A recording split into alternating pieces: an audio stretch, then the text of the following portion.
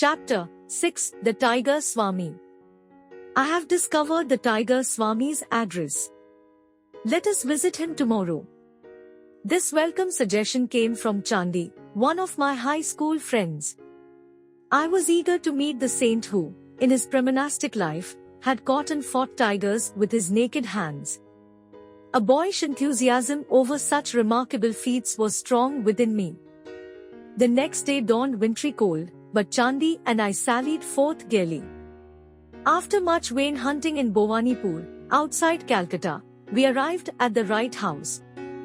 The door held to iron rings, which I sounded piercingly. Notwithstanding the clamour, a servant approached with leisurely gait.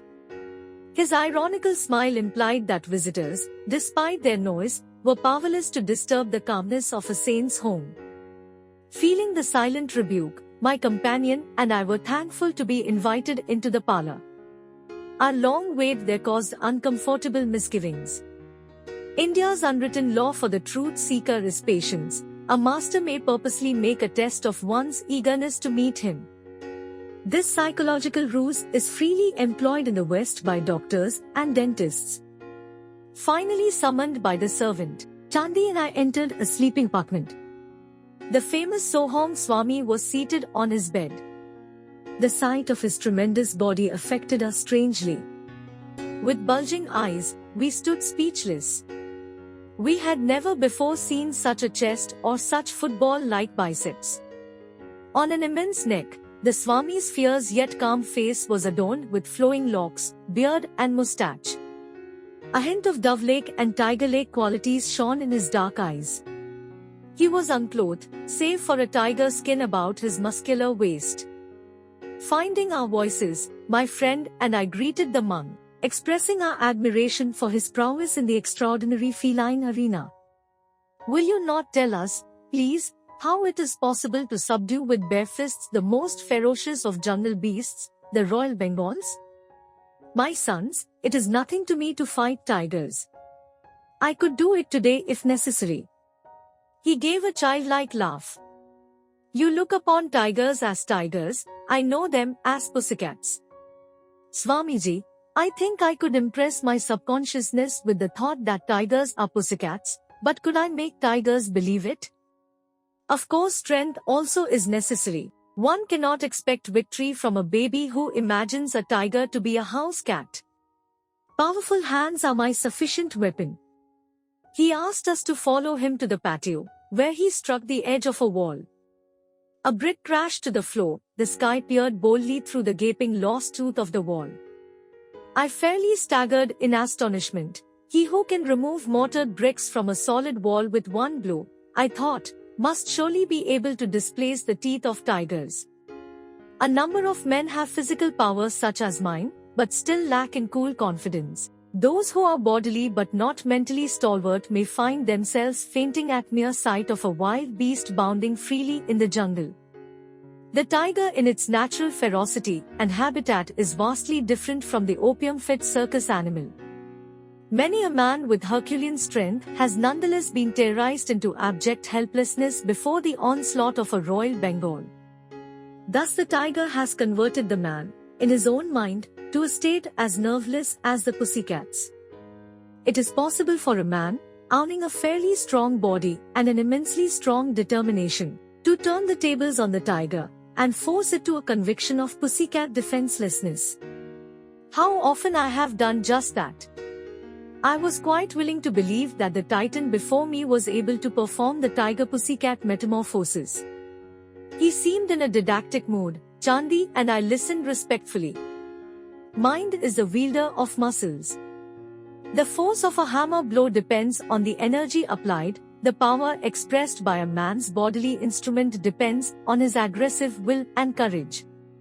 The body is literally manufactured and sustained by mind. Through pressure of instincts from past lives, strengths or weaknesses percolate gradually into human consciousness. They express as habits, which in turn ossify into a desirable or an undesirable body. Outward frailty has mental origin. In a vicious circle, the habit-bound body thwarts the mind. If the master allows himself to be commanded by a servant, the latter becomes autocratic. the mind is similarly enslaved by submitting to bodily dictation.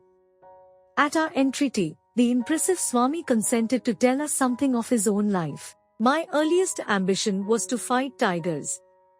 My will was mighty, but my body was feeble. An ejaculation of surprise broke from me.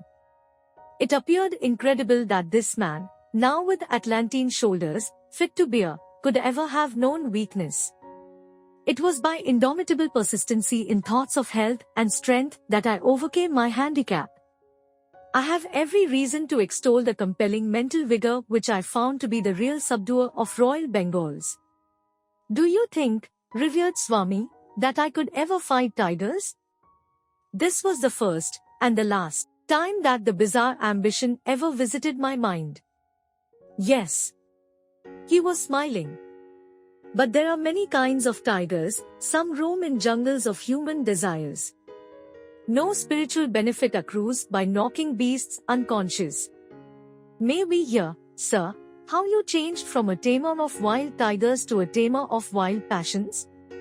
The tiger Swami fell into silence. Remoteness came into his gaze, summoning visions of bygone years. I discerned his slight mental struggle to decide whether to grant my request. Finally he smiled in acquiescence. When my fame reached a zenith, it brought the intoxication of pride. I decided not only to fight tigers, but to display them in various tricks. My ambition was to force savage beasts to behave like domesticated ones. I began to perform my feats publicly, with gratifying success. One evening my father entered my room in pensive mood. Son, I have words of warning. I would save you from coming ills, produced by the grinding wheels of cause and effect. Are you a fatalist, father? Should superstition be allowed to discolor the powerful waters of my activities? I am no fatalist, son. But I believe in the just law of retribution, as taught in the Holy Scriptures. There is resentment against you in the jungle family, sometime it may act to your cost. Father, you astonish me. You will know what tigers are beautiful but merciless.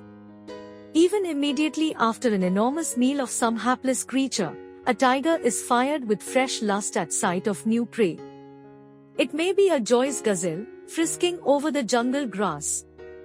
Capturing it and biting an opening in the soft throat, the malevolent beast tastes only a little of the mutely crying blood, and goes its wanton way. Tigers are the most contemptible of the jungle breed. Who knows? My blows may inject some slight sanity of consideration into their thick heads. I am headmaster in a forest finishing school, to teach them gentle manners. Please, father, think of me as tiger tamer and never as tiger killer. How could my good actions bring ill upon me? I beg you not to impose any command that I change my way of life. Chandi and I were all attention, understanding the past dilemma.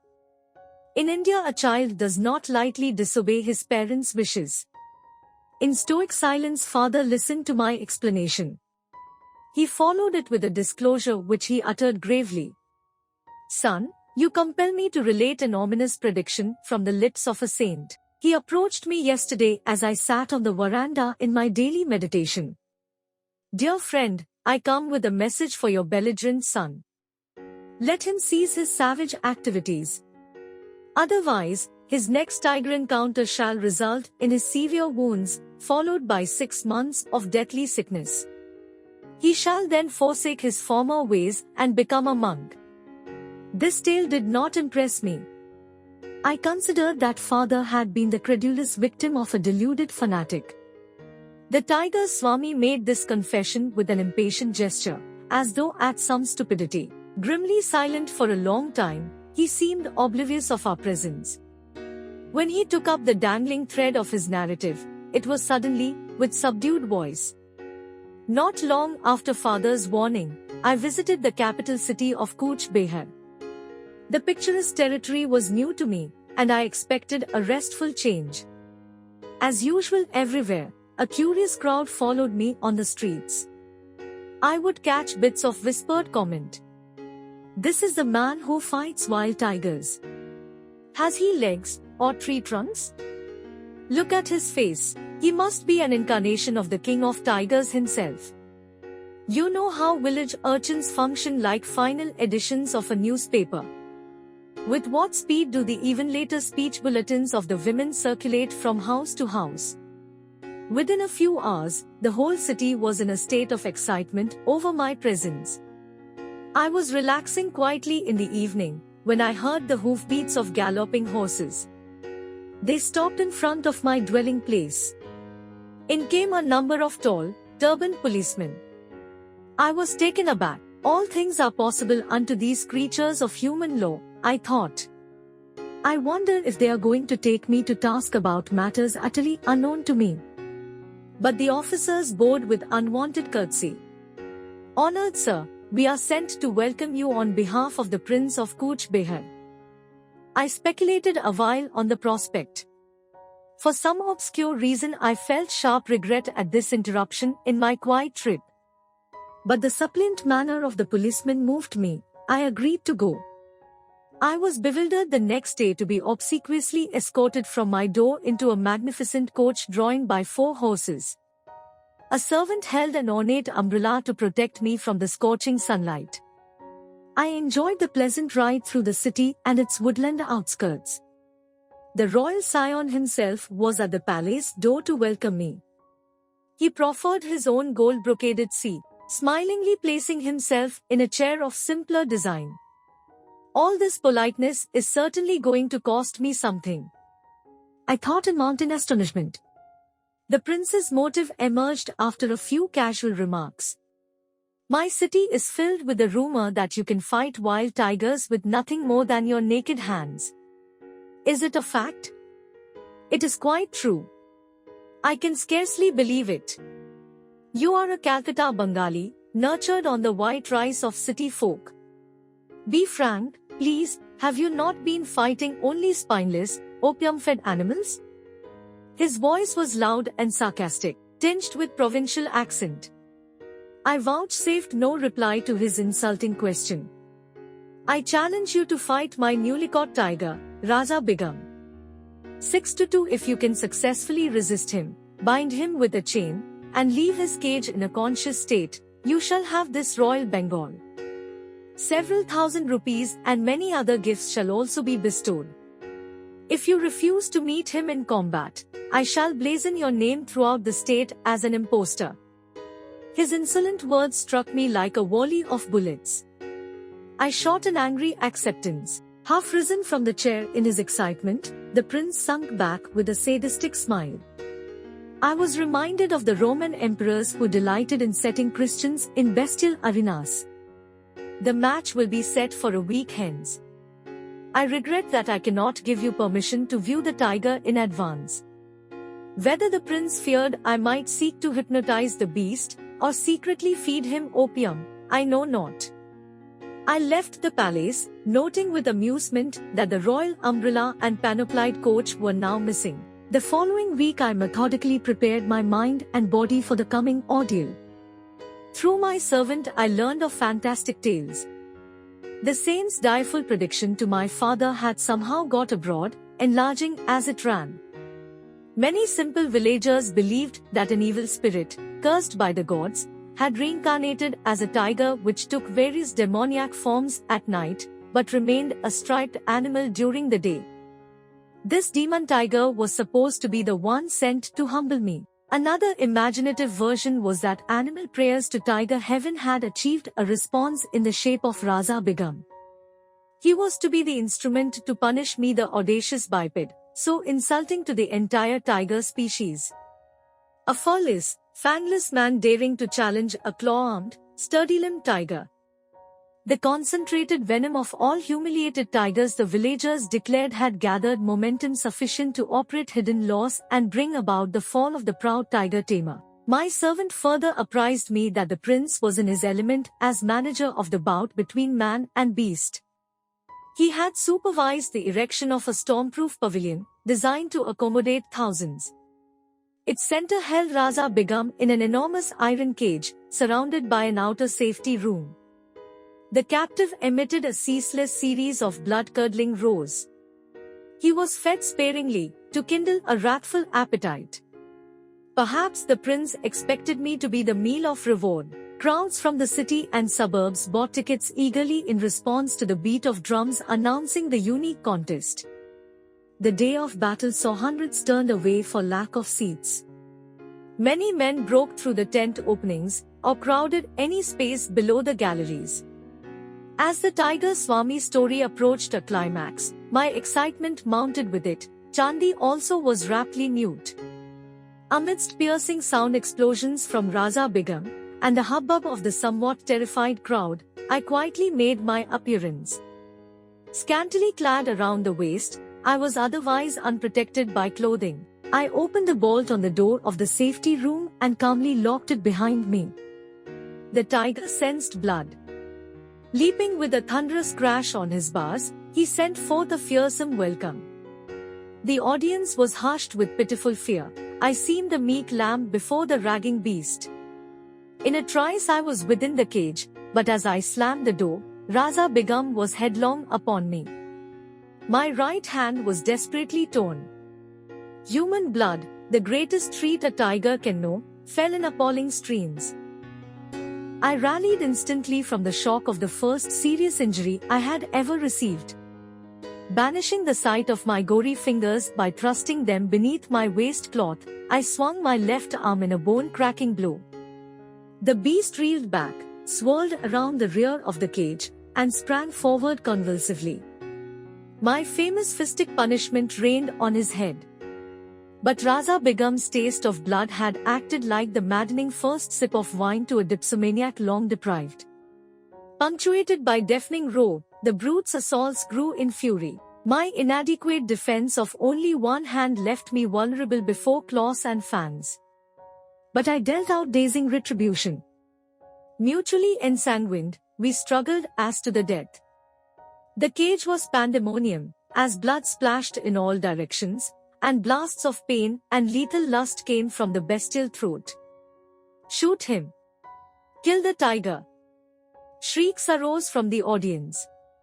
So fast did man and beast move, that a guard's bullet went amiss. I mustered all my will force, bellowed fiercely, and landed a final conclusive blow. The tiger collapsed and lay quietly, like a pussycat. I interjected. The Swami laughed in hearty appreciation, then continued the engrossing tale. Raza Begum was vanquished at last. His royal pride was further humbled. With my lacerated hands, I audaciously forced open his jaws. For a dramatic moment, I held my head within the yawning death trap. I looked around for a chain. Pulling one from a pile on the floor, I bound the tiger by his neck to the cage bars. In triumph I moved toward the door. But that fiend incarnate, Raza Begum, had stamina worthy of his supposed demoniac origin. With an incredible lunge, he snapped the chain and leaped on my back. My shoulder fast in his jaws, I fell violently. But in a trice I had him pinned beneath me.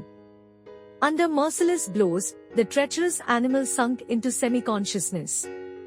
This time I secured him more carefully. Slowly I left the cage.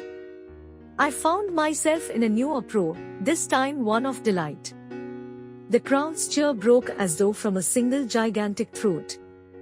Disastrously mauled, I had yet fulfilled the three conditions of the fight: stunning the tiger, binding him with a chain, and leaving him without requiring assistance for myself. In addition, I had so drastically injured and frightened the aggressive beast that he had been content to overlook the opportune prize of my head in his mouth. After my wounds were treated, I was honored and garlanded, hundreds of gold pieces showered at my feet. The whole city entered a holiday period. Endless discussions were heard on all sides about my victory over one of the largest and most savage tigers ever seen. Raza Begum was presented to me, as promised, but I felt no elation. A spiritual change had entered my heart. It seemed that with my final exit from the cage I had also closed the door on my worldly ambitions. A woeful period followed. For 6 months I lay near death from blood poisoning. As soon as I was well enough to leave Cooch Behar, I returned to my native town. I know now that my teacher is the holy man who gave the wise warning. I humbly made this confession to my father. Oh, if I could only find him. My longing was sincere, for one day the saint arrived unheralded. Enough of tiger taming. He spoke with calm assurance. Come with me, I will teach you to subdue the beasts of ignorance roaming in jungles of the human mind. You are used to an audience, let it be a galaxy of angels, entertained by your thrilling mastery of yoga. I was initiated into the spiritual path by my saintly guru. He opened my soul doors, rusty and resistant with long disuse. Hand in hand, we soon set out for my training in the Himalayas. Chandi and I bowed at the Swami's feet, grateful for his vivid outline of a life truly cyclonic. I felt amply repaid for the long probationary wait in the cold parlor.